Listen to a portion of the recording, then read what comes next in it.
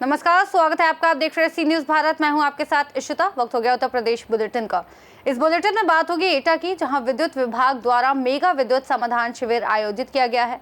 साथ ही बात होगी इटावा की, जहां लूट करने वाले फर्जी एसडीएम को गिरफ्तार किया गया है। ऐसी तमाम खबरों पर करेंगे विस्तार से बात। जलेसर में विद्युत विभाग द्वारा मेगा विद्युत समाधान शिविर आयोजित किया गया, जिसमें विद्युत बिलों को सुधारने के लिए विशेष व्यवस्था की गई थी। इस शिविर में सैकड़ों उपभोक्ताओं के गड़बड़ बिलों को सुधारा गया। उपखंड विद्युत अधिकारी अजित उपाध्याय ने बताया कि शासन के निर्देश पर प्रदेश भर में उपखंड कार्यालयों पर ऐसे शिविर लगाए जा रहे हैं। विद्युत समाधान शिविर के लाभ बिल सुधार शिविर में विद्युत बिलों में गड़बड़ियों को सुधारा गया, जिससे उपभोक्ताओं को सही बिल मिल सके। शिकायत निवारण शिविर में उपभोक्ताओं की शिकायतों का निवारण किया गया, जिससे उन्हें अपनी समस्याओं का समाधान मिल सके। शिविर के माध्यम से उपभोक्ताओं को विद्युत विभाग की योजनाओं और सेवाओं के बारे में जागरूक किया गया। हेल्पलाइन नंबर दक्षिणांचल विद्युत विभाग का हेल्पलाइन नंबर 1912 है, जहां आप अपनी शिकायत दर्ज करा सकते हैं। ऑनलाइन शिकायत विद्युत विभाग की आधिकारिक वेबसाइट पर भी अपनी शिकायत दर्ज करा सकते हैं। उपखंड अधिकारी अजित उपाध्याय के नेतृत्व में शिविर का आयोजन किया गया। इस दौरान अवर अभियंता संदीप कुमार सिंह, अवर अभियंता विवेक भारती, विशाल गिरी, शमीम, सिराज बाबू, जितेंद्र कुमार उर्फ जीतू आदि कर्मचारी मौजूद थे। एटा से सी न्यूज संवाददाता लखन यादव की रिपोर्ट। खबर इटावा से है, जहां थाना बसरेहर क्षेत्र ग्राम नगला हरनारायण निवासी मुकेश बाबू जाटव की पत्नी लक्ष्मी देवी, 17 वर्षीय बेटी करिश्मा, 6 वर्षीय बेटी बोली और 9 वर्षीय बेटा दीपेंद्र 23 जून 2025 को दवा लेने बसरेहर सीएचसी गए थे, लेकिन देर रात तक घर नहीं लौटे। काफ़ी खोजबीन के बाद जब कोई सुराग नहीं मिला तो पीड़ित ने 27 जून को थाना बसरेहर में तहरीर दी, जिस पर एफआईआर तो दर्ज हुई, लेकिन अब तक ना तो परिवार की बरामदगी हुई और ना ही कोई ठोस कार्रवाई हुई है। मुकेश ने नामजद लोगों पर अपहरण का आरोप लगाया है और बताया कि उसका बेटा उन्हें परिजनों को ले जाते हुए देख चुका है। पीड़ित का कहना है कि वो दलित समाज से है, इसलिए पुलिस कार्रवाई नहीं कर रही। गुरुवार को पीड़ित एसएसपी कार्यालय पहुंचा और फूट फूट कर रोते हुए न्याय की गुहार लगाई। उसने मांग की कि उसकी पत्नी और बच्चों की जल्द से जल्द बरामदगी कर दोषियों के खिलाफ कड़ी कार्रवाई की जाए। मेरा नाम मुकेश बाबू है। क्या समस्या है? मेरी समस्या साहब, मेरी औरत, मेरी 17 साल की बच्ची और एक 9 साल का बच्चा, एक 6 साल की बच्ची साहब दवा लेने गए थे बसरेल ब्लॉक में, और वहाँ से साहब कुछ लोग लिवावे के ढाल लेंगे 3 लोगों के साथ मैंने नाम भी दिए, ना उनकी कोई पकड़ा है, न मेरी सूचना, ना साहब थाने का हूँ, कोई नहीं बढ़ रहा है, ना कछु। ये 23 तारीख से साहब हुए हैं ये गाय। हम 27 तारीख को मुझे ढूंढ डाल के ससुराल में गए सब रहे, लेकिन मेरी बसरे थाना कोई मन्नत नहीं करे साहब। दबंग लोग अब लेते हैं, हमारी कोई सुनवाई नहीं हो रही। मेरी एफआईआर साहब 3 दिन तक मेरी ना पता रही, फिर हम चौथे दिन गए, उसके बाद मेरी एफआईआर गुमशुदा की लिखी उन लोगों ने। हम पढ़े लिखे नहीं है साहब। क्या जो बच्चे जो तुम्हारी बीवी के साथ गए वो बालिग हैं? नाबालिग, एक 17 साल की बच्ची है और एक 9 साल का बच्चा है और एक 6 साल की बच्ची है। आप क्या करते हैं?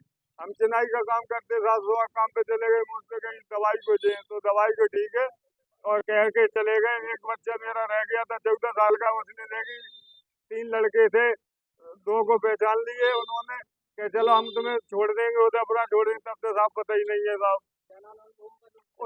एक का नाम है अंकुश उर्फ चोचा, राम खिलाड़ी के, राम सिंह के, पुनैया के रहने वाले हैं साहब। और एक का नाम सिब्बू, राम सिंह के चोचा, सिब्बू है राम खिलाड़ी के, और एक राव साहब और दीपू यादव, ये साहब 3 लोग हैं। अच्छा ये बताओ, आप जो लोग लोगों पर आरोप लगा रहे हैं, ये लोग पहले से आपके घर आते जाते थे? साहब रास्ते में मिलते थे, मेरे खेत में बच्चे वो चराते थे, मेरी बीवी तो ये मिलते जुलते रहते, हमें नहीं। हाँ ये बातचीत करते थे फोन पे, मुझसे नहीं बताती, जगाते जे इनका आया फोन, इनका आया जी साहब। मेरी क्या मांग है सर, हमारे बच्चे जैसे इनका मार डालेगा गड्ढा, कोई पता ही नहीं चल रहा है बाबू जी। मेरे बच्चे निकाल रहे थे, महीना है। आपकी कोई बात नहीं हुई अभी तक बच्चों से? कोई बात नहीं हो रही, दोनों फोन साहब चौब जा रहे हैं उनके, क्या करो। उनने कही साहब लिख रही सब जानकारी कुछ नहीं, और बस साहब उनने तो मेरी रिपोर्ट गायब करी 3 दिन साहब, पता ही नहीं चलो। चौथे दिन हम किसी को लेके गए, बस एसओ साहब मिले थे हमको, और वो क्या नाम दरोगा जी मिले थे, राजेश जी, बस कह गए के बस, और मेरी साहब कोई सुनाई नहीं हुई, ऊपर तक इटावा तक नहीं, कोर्ट तक नहीं आने दी उनने साहब। इटावा से सी न्यूज संवाददाता असित यादव की रिपोर्ट। वरिष्ठ पुलिस अधीक्षक ब्रिजेश कुमार श्रीवास्तव के निर्देशन में सैफई थाना प्रभारी राकेश कुमार शर्मा उनकी टीम के साथ साथ एसओजी प्रभारी बेचन सिंह, सर्विलांस प्रभारी नागेंद्र चौधरी की टीमों को उस समय बहुत बड़ी सफलता मिली जब पुलिस टीमें हैवरा कोठी के पास भ्रमणशील थी। एक सूचना के आधार पर पुलिस द्वारा अभियुक्तों को रोकने का प्रयास किया गया, जिस पर वो भागने लगे। तब पुलिस द्वारा बल प्रयोग कर फर्जी एसडीएम बनकर लूट करने वाले 2 शातिर अभियुक्तों को हैवरा से करहल जाने वाले बाईपास रास्ते से 2 अवैध तमंचा, 2 जिंदा कारतूस, 315 बोर, एक स्कॉर्पियो गाड़ी जिसका इस्तेमाल घटना में किया करते थे, उसे साथ गिरफ्तार किया गया। बड़ी कामयाबी पर पुलिस टीमों के उत्साहवर्धक के लिए वरिष्ठ पुलिस अधीक्षक द्वारा 15,000 रुपये के नगद पुरस्कार से उन्हें सम्मानित किया गया। इसके साथ ही इस पूरे घटनाक्रम को लेकर एसएसपी ब्रिजेश कुमार श्रीवास्तव ने क्या कुछ कहा, आइए सुनते हैं। देखिए, ये 10/11 जुलाई की रात में जब सैफई पुलिस गश्त पर थी तो एक्सप्रेस वे पर एक व्यक्ति मिला। लगभग रात के 2:30 बजे उसने बताया कि उसके साथ एक जो गाड़ी बुक करके ले जा रहा था लखनऊ से फिरोजाबाद के लिए, उसके चालक और उसके साथ बैठे एक सहयोगी ने तमंचा लगा करके और उसका पर्स, एटीएम और डेबिट कार्ड, 4,000 रुपये और एक मोबाइल फ़ोन लूट लिया है। इस पर तत्काल स्थानीय पुलिस सक्रिय हुई और उसका सीसीटीवी फुटेज वगैरह देखा गया और ये लगा कि वो गाड़ी वापस होकर के लखनऊ की तरफ गई हुई है। आज उसी से संबंधित दोनों अभियुक्त अमर पांडे और रामाधीन, ये दोनों पकड़े गए हैं। इनसे लूट का जो एटीएम कार्ड है, आधार कार्ड है, 4,000 रुपये हैं, ये बरामद हो गया है। घटना में प्रयुक्त स्कॉर्पियो गाड़ी बरामद हो गई है। इनके कब्जे से जो घटना में प्रयुक्त अवैध असला है वो भी दोनों तमंचे बरामद हुए हैं। इसमें इंटरेस्टिंग पार्ट ये है कि ये जो अमर पांडे है ये यूपीएससी की तैयारी 2023 में कर रहा था दिल्ली में, और वहाँ से फिर बाद में उसमें असफल होने पर इसके मन में खुराफात आया और इसने एक फर्जी नियुक्ति पत्र बनवाया एसडीएम का। और ये जब पुलिस इससे पूछताछ कर रही थी तब भी ये बता रहा था कि मैं एसडीएम हूँ और शामली में मेरी नियुक्ति है और ये कृत्य मेरे ड्राइवर के द्वारा किया गया है। वो बच्चों को छोड़ने के लिए और ले जाने के लिए घर पे रखा गया था मैंने लखनऊ में। ये सारी बातें झूठी पाई गई। वादी मुकदमा ने भी इनको पहचाना, ये स्वयं ड्राइव कर रहे थे और ये इन्होंने स्वीकार किया कि मैंने ये जो कूट रचित प्रपत्र तैयार किया है इसको टोल टैक्स पार करने के लिए या फिर इसी तरह के आपराधिक कृत्य से बचने के लिए और लोगों पे रौब जमाने के लिए इसने किया था। ये घटना का पूरा खुलासा हुआ है। इसमें हमारी जो स्थानीय पुलिस है और जो सर्विलांस की टीम है इसने काफ़ी मेहनत किया है। इनको 15,000 रुपये के पुरस्कार से मेरे द्वारा पुरस्कृत किया गया है। अब लोगों से क्या अपील रहेगी, किस तरह से करते समय? देखिए, ये बुकिंग जो हुई थी ब्ला ब्ला ऐप है उसके माध्यम से शेयरिंग वाली गाड़ी इसको प्रयोग किया गया था। तो लोगों से यही अपील है कि ऐसे किसी भी ऐप के माध्यम से अगर कोई वाहन बुक करते हैं तो कृपया पूरी सावधानी बरतें और अपने लोगों को बता करके रखें ताकि उनका लोकेशन जो है वो पता चलता रहे। क्योंकि उस दिन तत्काल उनको गश्ती पुलिस मिल गई थी, इसलिए ये सारी घटना का खुलासा हो पाया, वरना इससे गंभीर घटना भी हो सकती थी।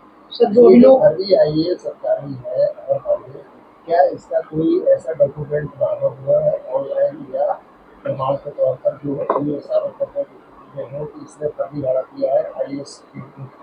हाँ, ये एक नियुक्ति पत्र दिखा रहा है यूपीएससी का जो पूरी तरीके से कूट रचित है। वो यूपीएससी से कहीं जारी नहीं किया गया है, इसीलिए इसमें सुसंगत धाराओं की बढ़ोतरी भी की गई है। सर, जो नियुक्ति पत्र बनाया उसका किस तरीके से लाभ लेना चाह रहा था? ये सिर्फ इसलिए कि अपने आप को एक तो ये अपने रिश्तेदारों में भी बता रखा था कि मैं आईएएस प्रोबेशनर हूँ और अपने दोस्तों में भी इस चीज़ को फैला कर रखा था और संभवतः इस प्रकार के आपराधिक कृत्य में पकड़ा गया है। और जब इसने इस चीज़ को स्वीकार किया है तो इसी तरह के आपराधिक कृत्यों से बचने के लिए और कह रहा था कि टोल टैक्स में हमें टोल न देना पड़े, इसलिए हम इस तरह का करते थे। और जो घटना में प्रयुक्त स्कॉर्पियो गाड़ी है उस पर भी इसने मजिस्ट्रेट लिखवा रखा है। सर, जो गिरफ्तार अभियुक्त इनके विरुद्ध क्या पहले भी आपराधिक इतिहास रहा है? नहीं, अभी इनकी कोई क्रिमिनल हिस्ट्री नहीं मिली। इटावा से सीनू संवाददाता देवेंद्र सिंह की रिपोर्ट। विकासखंड बिरदा की ग्राम पंचायत नीमखेड़ा हरपुरा को जाने मार्ग में एक पुलिया टूट जाने से आवागमन बाधित हो गया, जिससे ग्रामीणों को काफ़ी परेशानियों का सामना करना पड़ रहा है। वहीं ग्रामीणों ने बताया कि कुछ दिन पूर्व एक लड़के को सर्प ने काट लिया था। पुलिया ना होने के कारण एम्बुलेंस समय से नहीं पहुंच सकी और उसका इलाज समय से ना हो पाने के कारण उसकी मौत हो गई थी। वहीं स्कूल जाने वाले बच्चों को लगभग 2 किलोमीटर का रास्ता पैदल चलना पड़ता है। ग्रामीणों ने पुलिया को जल्द से जल्द बनवाने की बात कही है। आइए जानते हैं क्या कहना है ग्रामीणों और बच्चों का।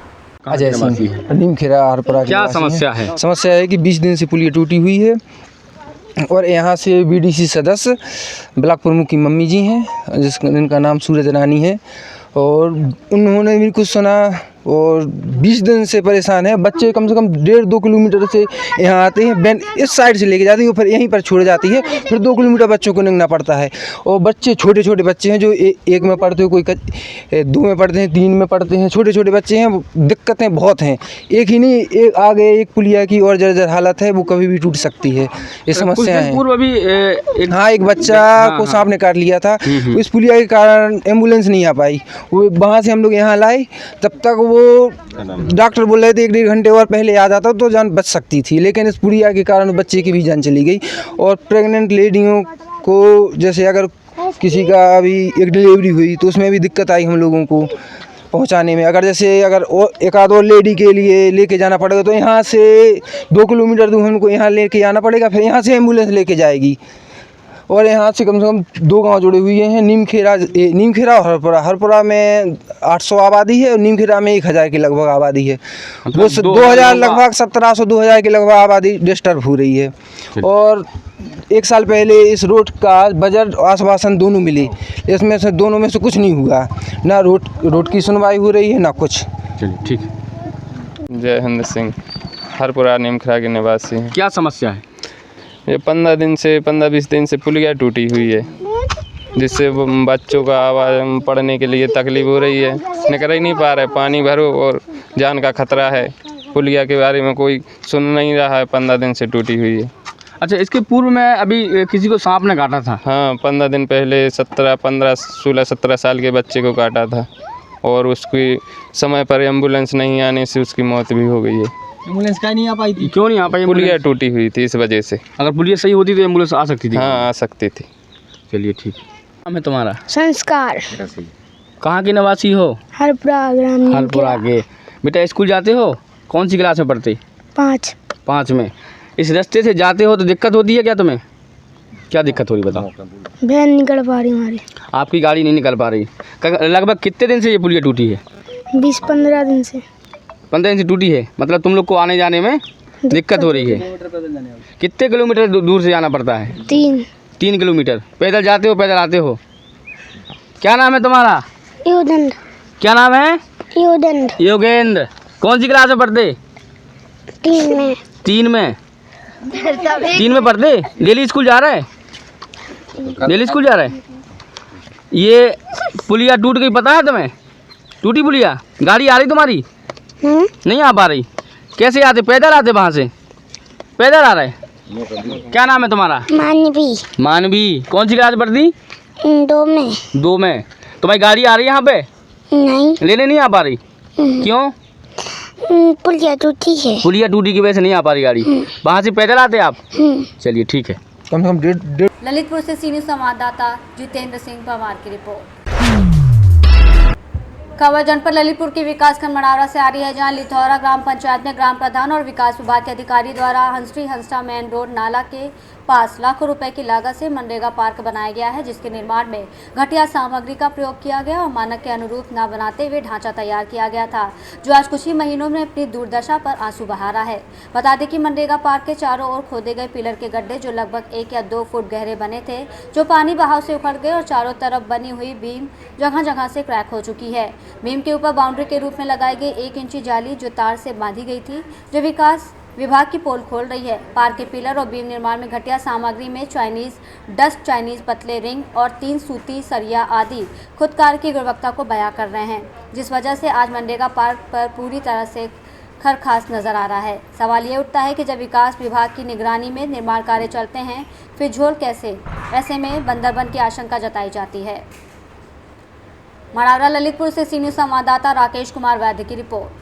बुलेटिन में फिलहाल इतना ही। देश और दुनिया की तमाम बड़ी जानकारियों के लिए देखते रहिए सी न्यूज़ भारत।